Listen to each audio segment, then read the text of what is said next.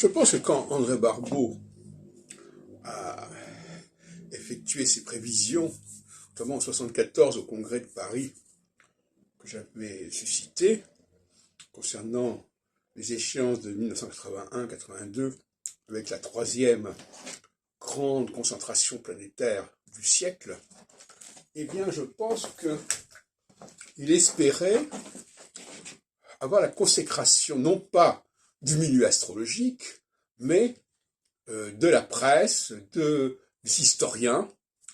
Voilà ce qu'il avait spéculé. Je pense qu'effectivement, à un moment donné, quand on est un réformateur, il faut attendre le soutien, non pas du groupe qu'on veut réformer, mais des gens qui sont intéressés par le domaine sur lequel on impacte. En l'occurrence, Barbeau voulait impacter, bien entendu, la représentation historique, la représentation politique. Il n'y est pas parvenu. Et donc, tout son package de réformes structurelles, l'indice cyclique, etc., est tombé à l'eau. Mais la stratégie était celle-là. Et en ce qui me concerne, je pense qu'effectivement, il ne s'agit pas tellement de convaincre le milieu astrologique. Il s'agit de sortir du ghetto du milieu astrologique et de parler un langage, utiliser des termes, une terminologie, des références qui débordent, qui dépassent largement le milieu astrologique.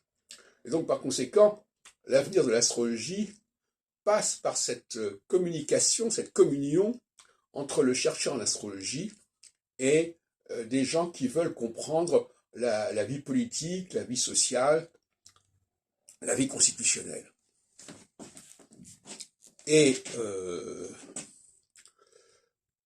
je crois que c'est comme ça qu'il faut procéder.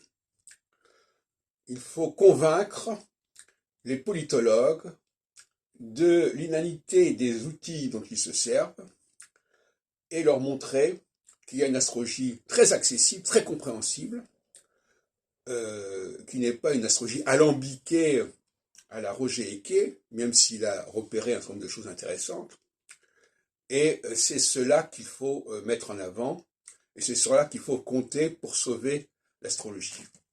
L'astrologie ne se sauvera pas par elle-même, et d'ailleurs la fameuse formule « l'astrologie est une chose très sérieuse pour être laissée aux astrologues » me paraît excellente.